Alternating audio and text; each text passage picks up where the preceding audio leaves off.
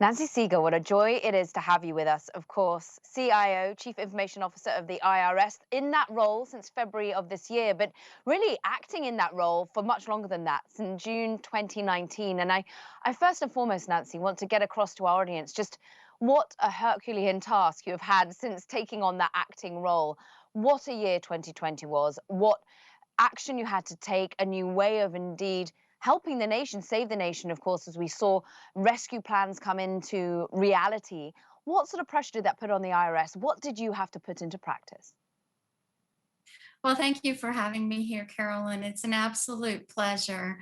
As you can imagine, this past year was just a year full of tremendous change, and we didn't have a playbook. I'd like to be so bold that technology is what ensured the government continued to provide services to our citizens. As you said, I was acting since June of 2019, recently became the permanent CIO.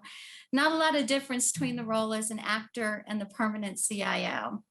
Over the last year, the entire government, in fact, the entire world, had to be locked down. Government was called upon to provide more and more services, and everything that we had as our playbook got set aside.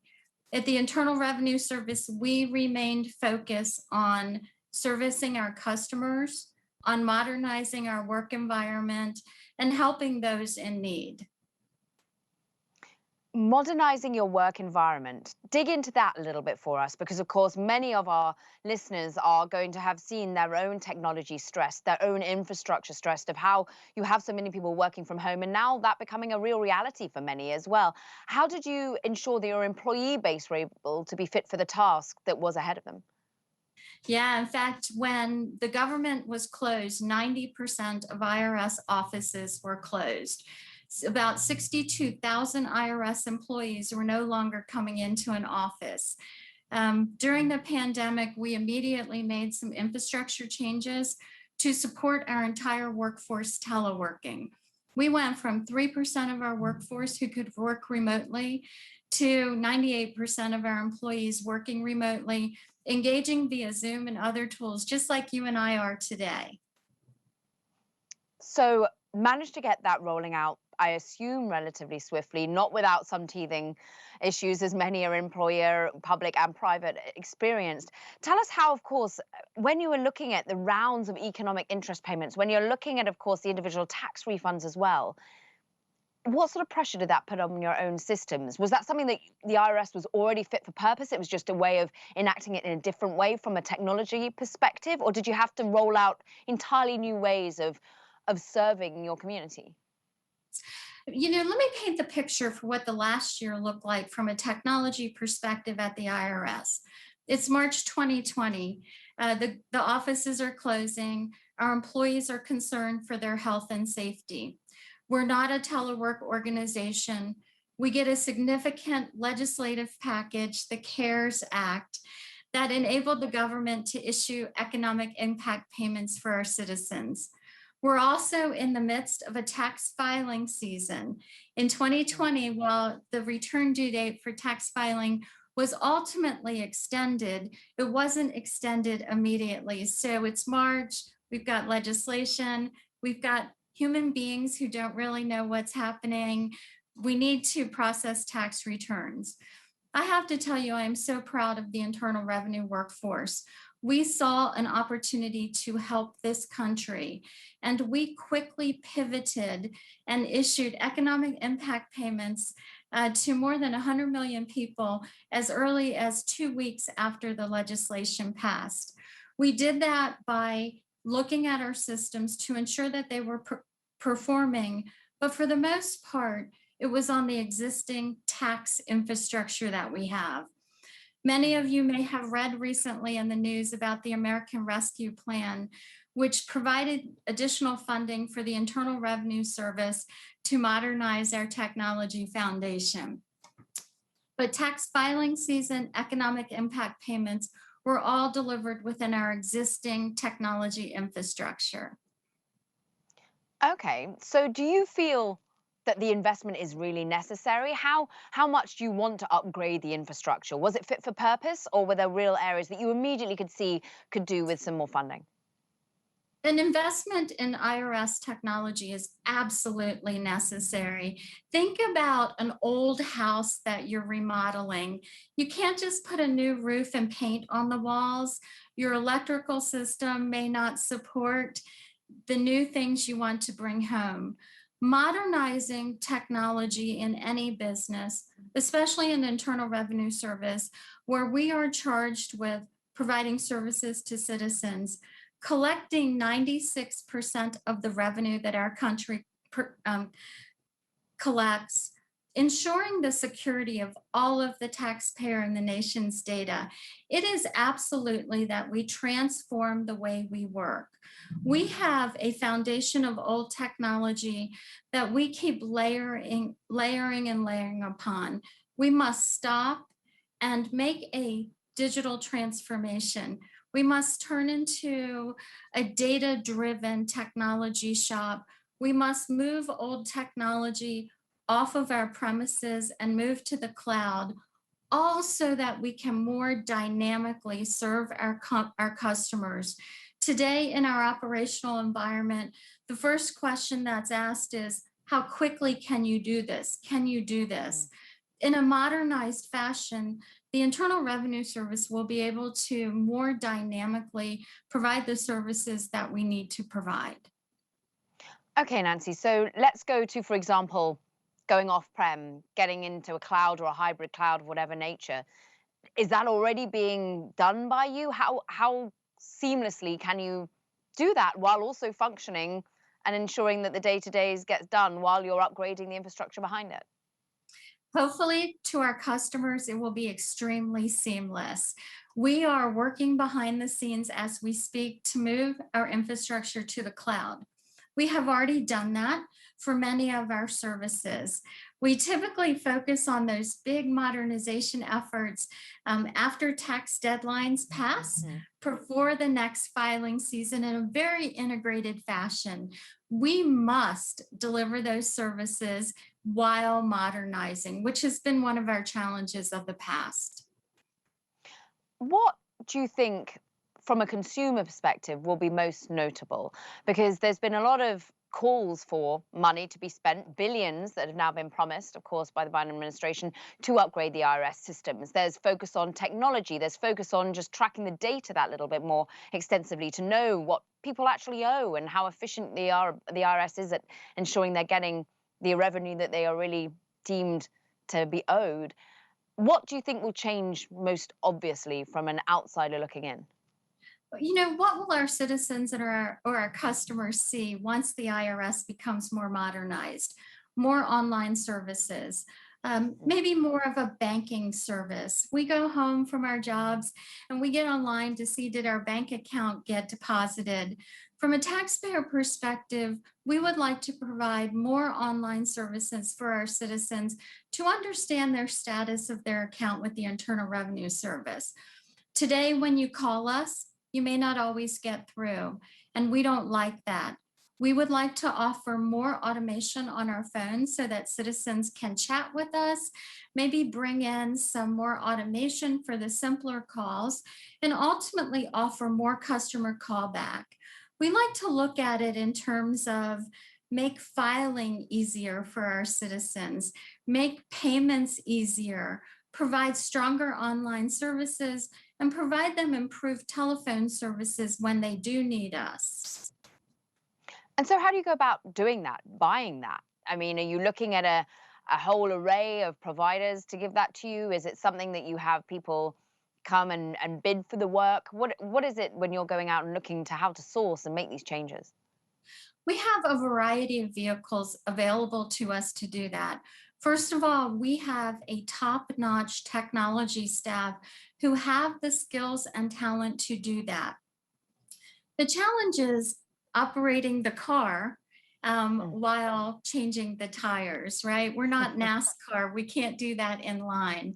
We do rely on services from contracting partners, but more heavily, we take a very integrated program approach to planning our delivery and modernizing while we provide the services, which unfortunately sometimes slows us down. We are looking at accelerating some services while introducing new services so our customers won't feel a pause as we continue to do what we do. How about the tracking of unpaid taxes, of taxes that perhaps you could assume through AI, through uh, computer intelligence in some way that is actually owed? How much better do you think the IRS could be at actually ensuring they're getting what they should be getting? From a technology perspective, if we make a greater investment in artificial intelligence and the use of data, we will have better analytics to track today what we refer to as the tax gap. We will be able to tell citizens more quickly what they owe so that at filing they can settle their tax account. It's much more difficult for the Internal Revenue Service to collect after filing. So as we modernize and move the experience sooner in the process, we believe that technology can help us close that tax gap sooner to address the problems those citizens that just made a simple mistake never wanted to cause. Nancy, what about the ones that did want to make a mistake? Do you think you'll be able to root that out much more with technology, with artificial intelligence? I do believe that through the use of artificial intelligence, through changing how we use information reporting, the data that we receive from employers and banks, if we automate that sooner in the process, conduct matching earlier, as opposed to our legacy systems that that process happens months and months later. I do believe that automation and more engagement with information reporting can help close that tax gap for all types of tax situations. Of course, what caught a lot of headlines, certainly the media got excited about the headlines that came out last week, talking about crypto payments in particular, and those above 10,000 should be reported and indeed reported to the IRS. Of course, of its very nature, crypto is in some ways anonymous, but also deeply trackable and there forever on a public ledger. How much do you get excited by the role that the IRS might be playing within cryptocurrencies, but also blockchain in and of itself as an underlying technology? I'm very excited about the Internal Revenue Service's role in technology in general. The Internal Revenue Service required a cryptocurrency indicator on tax return filing last year. So we've been trying to be very active in this space. Again, the investment in modernizing technology will ensure that government has an equal playing field in that space. We continually are adding new features to ensure a seamless experience for our taxpayers. In fact, in the last year, we have seen an increase of 112% in taxpayers using their online account with the Internal Revenue Service. We have a new feature out there where citizens no longer have to go put something in an envelope and put a stamp on it. They can immediately upload documents to us. In fact, our notices are now either available through a taxpayer's online account, or if they chose to receive them in the mail, they can click on a scan code and go to a site where they can upload documents to us. So as we provide our digital services more timely to our citizens, we believe that we will make that tax filing easier and therefore help reduce the tax gap. And cheaper, I guess, for people actually to be filling out their taxes. I mean, that seems to have also been a cost that's increased substantially for individuals. It's just the cost of doing their taxes. Do you think in some way we might be able to save, the efficiency will go up, people might be able to manage it themselves a little bit more?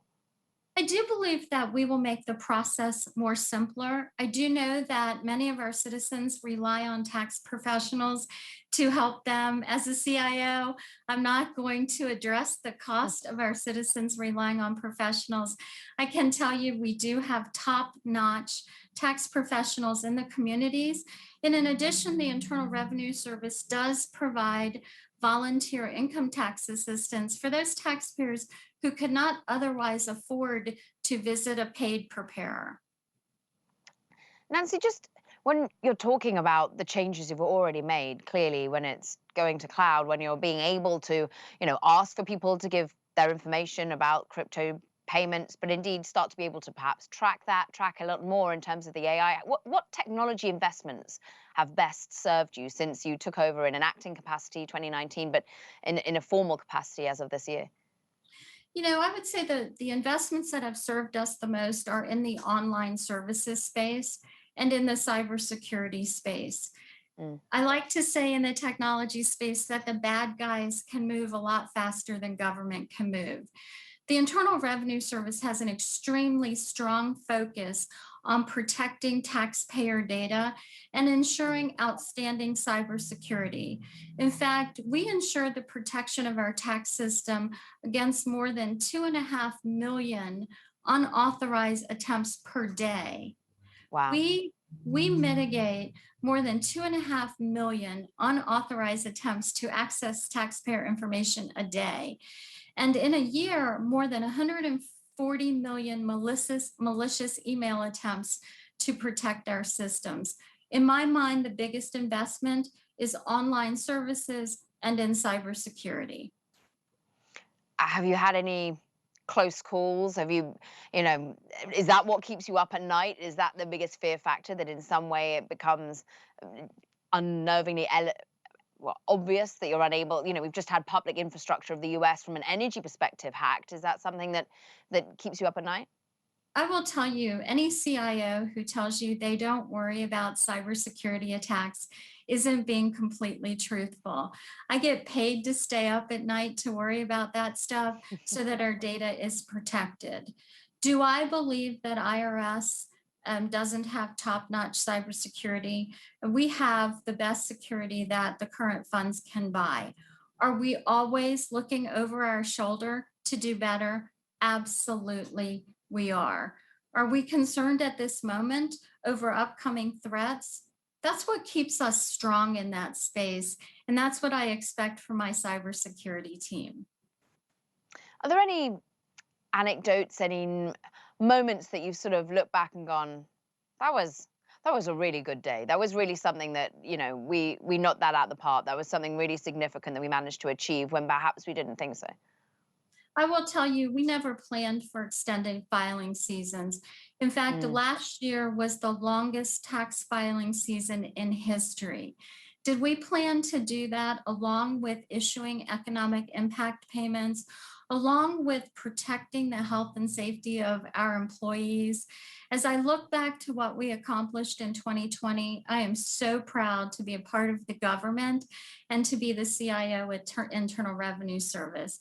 In fact, last week, May 17th, was our tax filing deadline for this year. We broke a record. We processed more than 15 million individual tax returns on tax day, which was a record. We did that in addition to issuing economic impact payments. We've issued more than 165 million economic impact payments this year and put more than $388 billion in the hands of our citizens, those people who need that money to pay their bills, to buy their medications. As I look back over the last year, I so regret what our employees have had to go through, but I am so proud of the work that the Internal Revenue Services does and how we've really helped this country. Nancy, if you don't get the money that's currently being talked about, what do you do? We are really focused on reducing our current operating costs. I will continue to look for places to turn off old technology, to reduce operating costs so that we can use that savings to modernize where possible. I can also make a commitment for all of your viewers that if we are funded for additional modernization money, we will make a difference that our citizens will notice and become more efficient and provide stronger services. And do you have a view on how much more you could bring in terms of taxes, if your efficiency could just be wound up that much more from a tech perspective? Is it the technology that could really bring that to bear, do you think? I do believe technology can bring that to bear. I, as a CIO, am not even going to project the revenue to be raised in that space. I'll let our research experts respond to that in a future show. Very good answer. And lastly, just, the thing that excites you the most, the next, you took it on formally February 2021. What do you hope 2022 brings you? What are you most excited about bringing forward as the CIO? I'm excited about the changes that are on the cusp. This is a great time to be in technology with AI, with great support in the cybersecurity space. In fact, on May 12th, the president issued an executive order focusing on improving the nation's cybersecurity. Mm. I am really excited to have that kind of support for what government does in the technology space.